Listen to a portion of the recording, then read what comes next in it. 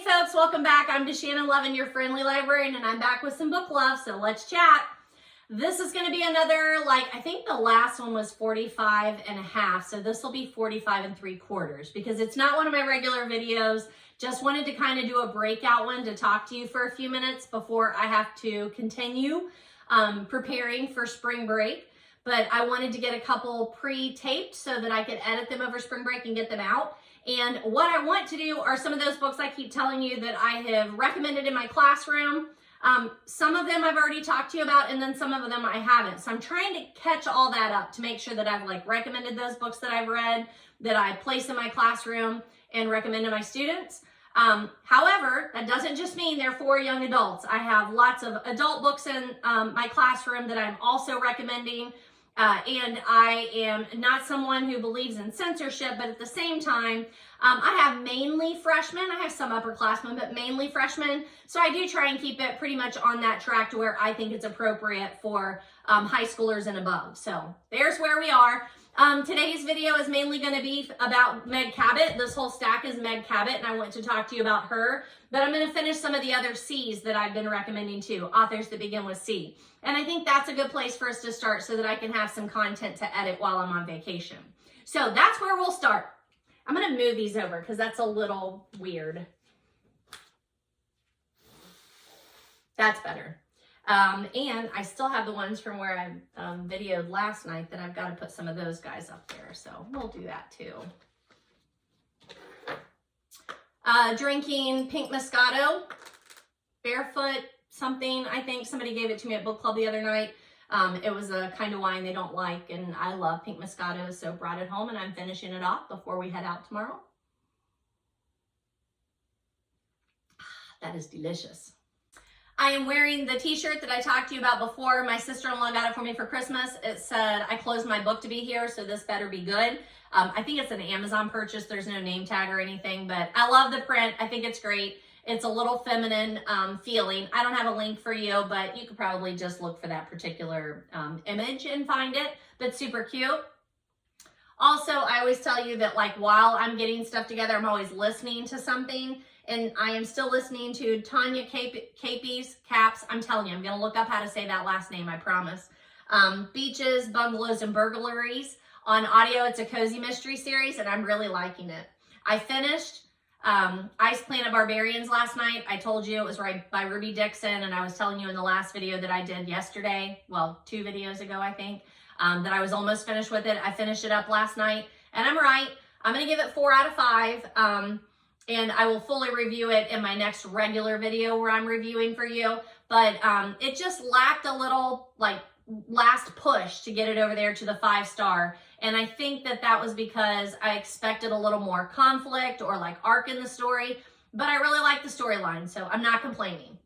All right, I think I jumped the gun. Before we get into the C's with Cabot, I do want to do Tangerine by Edward Bloom. I picked up a copy at the thrift store to take into my classroom. I've already recommended it to them.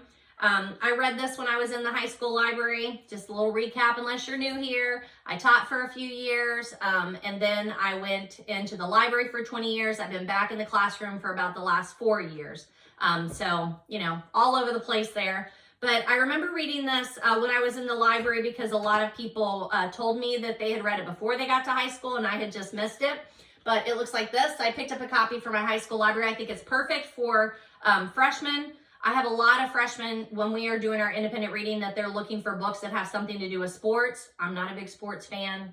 I'm sorry. But I do read some sports fiction, and I did really like this one. It's an interesting concept. And so when I saw it in the thrift store, instantly said, I need to put that one in my classroom. So Paul Fisher is legally blind. He wears glasses so thick that he looks like a bug-eyed alien. And kids tell a story about how he blinded himself by staring at an eclipse of the sun. Interesting, since we have an eclipse coming up next month.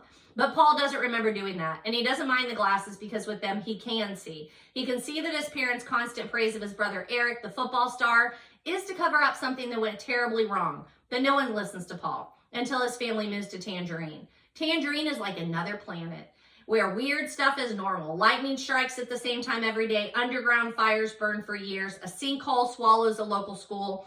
Paul, the geek, finds himself adopted into the toughest group around, the soccer team. of his middle school. Suddenly the blind can see and geeks can be cool, and maybe a 12-year-old kid can finally face up to his terrifying older brother, because in Tangerine, anything is possible. I just remember it being a really good read, very well done. So gonna throw that one out there to you. I already had a Goodreads out there, so I just needed to talk to you about it, and I've already recommended it in my classroom. There's for the bees. Let me let Stella in. All right, so that takes me to Meg Cabot. Now, I admittedly have not read a Meg Cabot for a long time, but there for a while I was on a real kick. I really like her. I like that she writes for young adults, and she writes for that new adult section, you know, the 20-somethings. That has only recently, I feel like, been marketed to. She has been writing series for them too. So I'm going to talk to you about the books that I have read and let you know like what I think of those. That's Stella. Let you know what I think of those. I wonder who she's barking at. Hold on. So I'd say the place to start if you want to know about Meg Cabot, Stella, enough. Levi is in his own yard. He's allowed to do that. The place to start would be with Princess Diaries. It's a series that I started reading. I'm gonna light a little candle while we're talking. It was a series that I was reading long before it became a movie series. I appreciate the movies just as much as I appreciate the books. Stella, quit. You're not going back out there. I just sat down. I appreciate the movies as much as I appreciate the books, but the books are really good. And I think, once again, if you were reading them in middle school, a lot of kids, I feel like for us, I don't know if it's like this everywhere, but their love of reading dips in middle school. So they might have been reading earlier on, maybe intermediate school, they get to middle school and they just stop, or they drastically slow down reading. So when I get them as freshmen, I have two big goals. My first one, I want them to read more and enjoy it. She's just gonna whine. There's too much going on out there. I really want them to read more and enjoy it.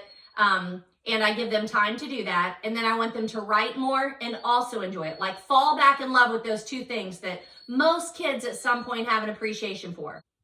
Most kids have an appreciation for as they're growing up, and I feel like we beat it out of them. I don't know, like once they hit those state tests and they just start thinking that school is about testing, they fall out of love with just that natural curiosity and the love of writing and reading. I don't know why, but I feel like that's true for a lot of kids. So anywho, I'm glad whenever I get readers that come to me, but I'm also glad to help others reconnect. And then some just have never read anything that they like and trying to find the right book for every person, whether you're a kid or not. So I'm going to start with the Princess Diaries. Let's see what I have. I've got some of her other series here that we'll get to. Aha, and here we start the Princess series. So here's the first one, Princess Diaries. I have a paperback, pink copy. I always said when I was in the library, look for the books that look like Easter eggs. These are the Meg Cabot section. And rightly so. They are definitely written for young girls, and I enjoy them. These are good audios too. So some of them I read, in print just in the library, but many of them I also got the audios very early on when I was listening to audiobooks, and they make good audio ones too. So just a fun series. Princess Diaries. Mia Thermopolis is pretty sure there's nothing worse than being a 5'9" flat-chested freshman who also happens to be flunking algebra. Is she ever in for a surprise? First, her mom announces that she's dating Mia's algebra teacher, and then her dad has to go and reveal that he's the crown prince of Genovia. And guess who still doesn't have a date for the cultural diversity dance? So there is a lot of teenage angst in here. Mia is a very different character. She's not someone who who has even dreamt of being a princess. But she finds out she is a princess, and she then has to be transformed. They differ from the movies. They very much differ from the movies. I really like both. I think it's well done the way they change the storylines, but they're super fun. So in the first one, you meet Mia, she finds out she's a princess, and you find out what is expected of her. You meet her Grandmere, I believe she calls her. And then, of course, there's always a nice love story. In every one of them, there's a love story. Sometimes it's a dramatic one, and sometimes it's a fun one. Definitely humorous. I feel like that is really hard to find in young adult books anymore. They think that everybody wants romance or mystery or horror, and it's not true. I think even young adults want humor in their writing or in their reading, and it's super hard to find. So that's the first one. The second one is Princess in the Spotlight, and I do have a copy of that too. It looks like this. In this particular one, so Mia has settled into being a princess. She thinks she has everything under control, but then she has to go for an interview on television as the Princess of Genovia, and she wasn't quite ready to do that. She also has a secret admirer, so that's a fun twist. And just remember that Mia is very clumsy, but she's also very real. She is a real teenager trying to get through those things. So really enjoyed that one. It just continues the story.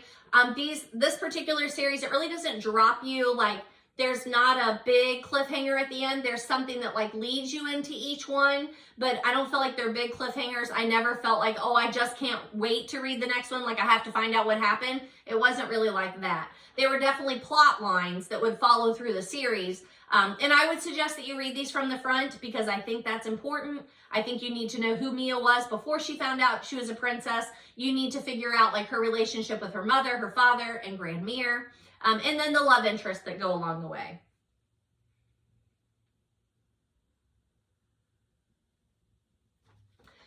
It definitely deals with the theme of an image when you think about how teenagers don't want to have attention on them anyway, and then you throw them into the spotlight, that sometimes things would go wrong, and then how do you correct that?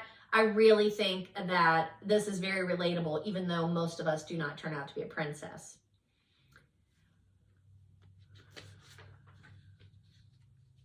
The third one is Red, Princess in Love.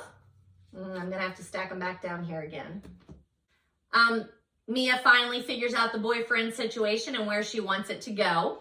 I like the pacing of the love story. So in the first one, who she's interested in and who she ends up with, kind of, and then how it runs through the second one into the third one. I like the pacing of Mia's relationships. I think it's very realistic to teenage relationships. And, you know, I don't know that I said, but like this was in 2002. So you're talking, these are a decade old. A decade or two, 2002, 2 decades old.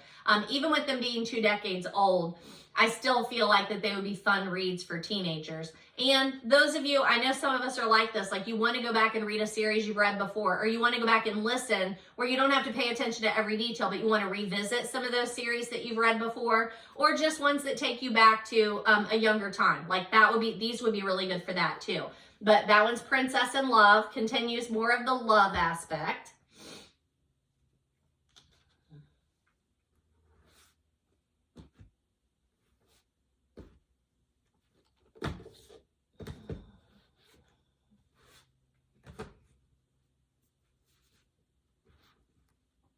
I don't have a copy of the next one, Princess Lessons. It's one of the like in-between ones. It talks about etiquette. I really like these in-between ones that she does. She has another one with holidays. I think it's coming up too. But I read these back in 2019 and I really like them. I don't think they're dated enough that like they're not relevant to teenagers anymore. Probably it's going to be more that middle school-ish girl that's going to appreciate these. But, you know, I have freshmen and they come in on all different levels and they like to read all different things. So it's really all about knowing who you want to recommend these to. Number 4 is called Princess in Waiting. Mia is still trying to figure out how to be a princess before she steps basically onto the throne. She's introduced into society. She has to navigate living in Manhattan and going to Genovia. She has to navigate like how you can have a boyfriend as a royal. But she has moved on from her last love interest and she is finally with the boy that she has loved all along. And she gets to go to Genovia. So it's a fun one. That's number 4, Princess in Waiting. 4.5, so this is another between the Princess Diaries novel. This one is Project Princess. It's a very short, like little novella or what these are. And Princess Mia has to do some community service. She's trying to like up the way that people see her, and she's trying to really figure out what it means to give back to the community. It's just a really short one. She is not very handy, so trying to use a hammer. Lots of humor in this one. Number 5 is Princess in Pink. Mia finally gets to go to prom. So she is still in Manhattan. She has not moved to Genovia in this one. So these, again, very different than the movies. And she is still trying to make a go with Michael during this one, but she's starting to see that that might not be all it's cooked up to be. But it's a prom novel, so if you are looking for some of those seasonal kind of shows, this is a good one. Number 6 is Princess in Training. And you get to number 6, and before she really has moved on, like she's a sophomore in this novel. So we've gone all these novels during her freshman year, finding out she's a princess and moving through the ranks like that. She is just now a sophomore in book number 6, and Michael is away at college. She's decided she's going to run for class president and really make some things happen in her school. She's trying to do it on a smaller level before she ends up in Genovia, where she really has to do things. But it does complicate her friendship with her friends who know her as Mia and not Princess Mia. 6.5 is another one that's in between, and it's a holiday novel, The Princess Present. It's Christmas in Genovia. She spends her break in Genovia. You get to learn more about Genovia finally. And it's a holiday-themed novel, which you know I love holiday-themed novels. There's another one called Holiday Princess, and it's another one that is between. It's really not a novel. It's talking to you about different holidays and the etiquette and how we celebrate holidays in different cultures. I really enjoyed that one. And then that's as far as I went in the Princess Diaries series so far. It's a series I would return to. I would definitely pick up the next one, listen to it probably for just ease. I would listen to it, and I know that I would enjoy it. I really like Meg Cabot's voice. So in addition to that, I have The Queen of Babble. Do I have a copy of The Queen of Babble? I thought I did. No, I guess I don't. Queen of Babble is the next one that I would recommend. It's the Queen of Babble series. It's one of those 20-something novels, which now we call new adult. It's really funny. It's the story of Lizzie, and she has a problem with babbling. She tells too much, she talks too much, and I believe it starts off on a plane, and she babbles too much to the wrong person to start off with. It's definitely one of those holiday romance movie tropes. A lot of Meg Cabot's books are, but finally, like, I am 51, I think. I'll be 52 next month. And looking back, I can see how my interest in books and book tropes follow through with my interest in movies and movie tropes. They are very similar. But I really like that one. That one was called Queen of Babble. I do have a copy of the next one I want to recommend to you, All American Girl. You can see we're sticking with the Easter egg colors. And I think she just makes sure that you know that, hey, my books are mainly marketed for young adults. This one's a little heftier though. You know, the Princess Diary ones, look, they stay pretty close to the same size, right? Whereas when we got to All American Girl, it gets a little heftier. It's a fun character. I enjoy how she introduces her character in this. She's very not Princess Mia. She accidentally saves the life of the president's son. Accidentally, but it doesn't matter if it's an accident. If you save the life of someone famous, you're gonna get a lot of attention, and she does. The humor is lovely. The love story is lovely. Meeting a different character of Meg Cabot's was just, I loved it. I thought I had a copy of the next one, The Boy Next Door. No, I do not have a copy of The Boy Next Door, but it's the #1 book in the Boy series, and it's told through emails. This is one of the first times that I read a book that was told through something different than just doing like a novel telling. It's told through a series of emails because that's the situation that got set up. The people that are the main characters are 20-somethings again, so we've shifted back over. All American Girl is high school. And then when we shift back over for the Boy series, it's that 20-something again. Still very, very low on the spice factor, in case you're wondering. I know I've talked about Icebreaker and Ice Planet Barbarians, and those are super spicy, like Colleen Hoover spicy. These are not spicy. There's a little, as I recall, there's a little romance on the page, but not a ton, like not even enough for me to have called them spicy. Meg Cabot still keeps it pretty off the page and just pretty plain. So just throwing that out there. But if you like Princess Diaries, you will also like her other series, and you'll like her other series that are for 20-somethings.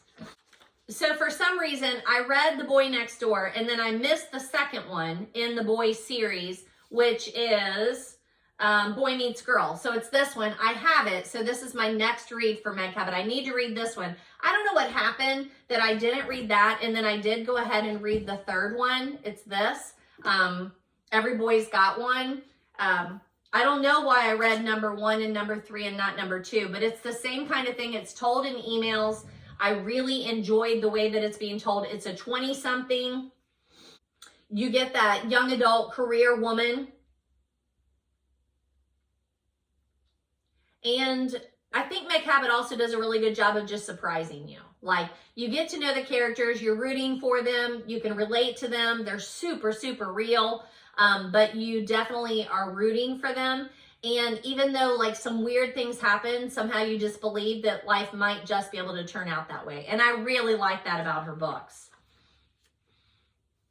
Another young adult novel series that she has is Teen Idol. Oh, I said it's a series. It's not a series. This is a standalone for sure.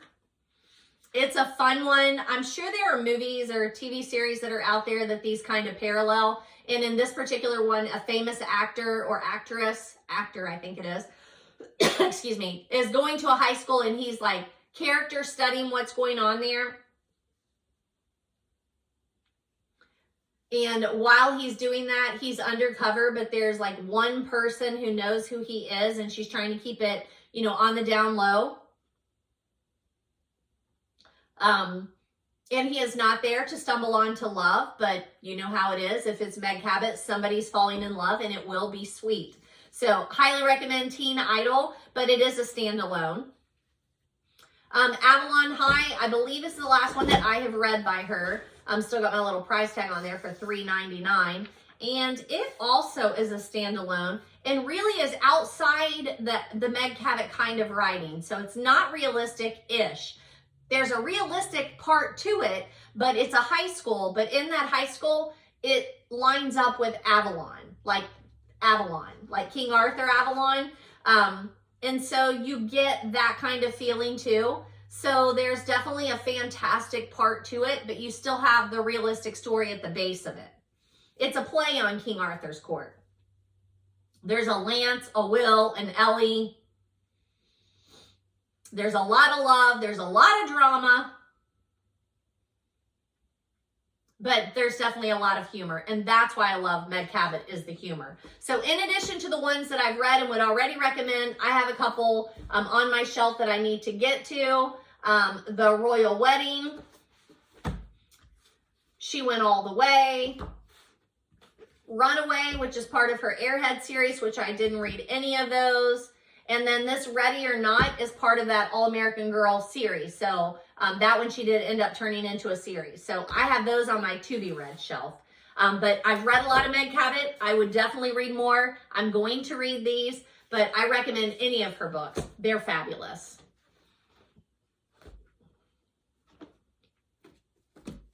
All right, that completes my Meg Cabot suggestions for you. Let me do that. Yep. That being said, I have not been very successful in getting my girls to read Princess Diaries. I think they're a little too pink for the girls that I have right now and a little too innocent. Right now, my girls are very proud that they are reading books that are not meant for them. And that's unfortunate because you're missing out on some really good quality fiction. But you know what? Once again, I just want you to read. Whatever you want to read, I just want you to read. I want you to enjoy it. I want you to find out what you like. And if you need help along that path, that's why I'm here. I'm happy to recommend books to you. So whatever you want to read. Doing a couple more in the C category. I have Cassandra Clare's City of Bones. This is the Mortal Instruments #1.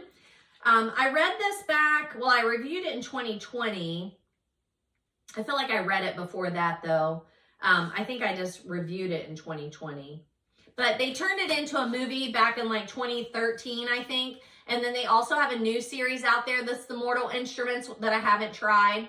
I do really like the book. I did not like the movie, but I do really like the book. It's by Cassandra Clare, but it turns into a massive series of books, and I've really only done the first one. City of Ashes, City of Glass is where it continues. There are several spin-offs, even movie adaptations, TV series adaptations. There's just a lot of fantasy in it, but the characters seem very real. Like you could be friends with them. And I think that's what sells it, is the characters are very real at the very beginning. They're very just like normal people. And then you find out there's more to the story. It's a very modern world. Supernatural, demonic, horror, it is in there, but it's not horrific, if that makes any sense. It's more fantastic. It's violent, and the violence is merited. Like you want the people to survive, you want good to fight evil, and you want good to win. But after a series of terrifying events, the main character, Clary Frey, realizes that the world is not as it has always seemed to her. Her mother has known something that she didn't know, and her world is in danger. It's in New York, but she finds her people. She finds her friend, and she finds her friends, and they definitely fight to keep the world someplace that we all still want to live. And then I'm going to recommend, and here, I guess all of these really are either young adult or for new adults, but I do have a classic to share with you. Willa Cather's My Antonia. I shared with my kids this week a link where they were like 50 classics under 200 pages. This one's only coming in at 238, so that, you know, that's pretty reasonable if you're trying to dip your toe in a classic. And this is a classic that is taught throughout a lot of high schools, definitely college. It's part of a trilogy, and this is the third one in the trilogy. The trilogy is called the Great Plains Trilogy, but a lot of people read this without having read the two that come before it. I'm sure it's a 5-star read for a lot of people. A lot of people, this is their defining book. It sticks in their favorites forever and ever and ever. I'm not big on historical fiction. I do love classics, but I like particular ones, so I don't know. I probably need to do a whole other video just for classics that I recommend. But My Antonia, I appreciate it. I'm glad I read it with a class so that I could discuss it. I think I read it in college. I didn't put a review out there, though, until January of 2024. It's set in Nebraska in the countryside. So I was never like a Little House on the Prairie fan. I never watched any of that like frontier fiction. And I feel like if you did, if that's your thing, this would be a good classic for you. But it's a good story. It's a story of struggle for sure. I don't know why I have this on here. Joseph Conrad's Heart of Darkness. I have read it in the past, and I think I may have already put a review out there for you, but I don't know if I've shown you that I have this Matt Kish. He's the guy who also did illustrations to Moby Dick. He did them to Heart of Darkness, so I want to do a reread of this one. So I think that's why I have it sitting out here to tell you that. And then the last one that I want to talk to you about is Chris Crutcher. Now, I've read a lot of Chris Crutcher books, but I'm going to review for you Whale Talk. It's one of my favorites. I recommend him every year. I don't care that they're older young adult books. Let me find you the date here. Like, this was published in 2001, but I like that I can give these books to those guys that say, do you have any books that have like athletes or that are about sports? Chris Crutcher has athletes at the center of his books, but his books are in no way, shape, or form just about sports or athletes. It's really about the lives that they lead, and that's why I really love them. They're realistic fiction, and Whale Talk is a super good one. The main character is upset with the way that the school handles athletes, so when they need to balance out the Title IX, like sports, that sort of thing, they want to start a swim club, and they know he would be a good swimmer. So he says, sure, as long as he can invite who he wants to on the team, and they let him do that. And he picks every misfit in the school. But they, of course, end up making a team and becoming a family. And then there are a lot of other things that are happening in his personal life that really clashes with him doing this and with him being in the school.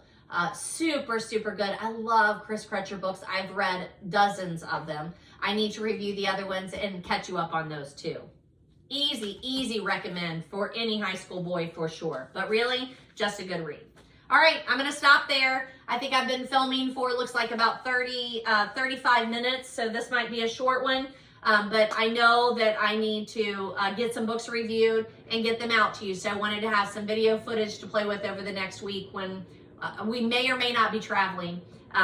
I know I share a lot about my life on here, and I'm perfectly happy with that. My husband's dad has been really going through some health struggles. So we're going to go on spring break, but we may not get to stay on spring break. And I'm perfectly okay with that. And spring break for us is always just going to visit the kid.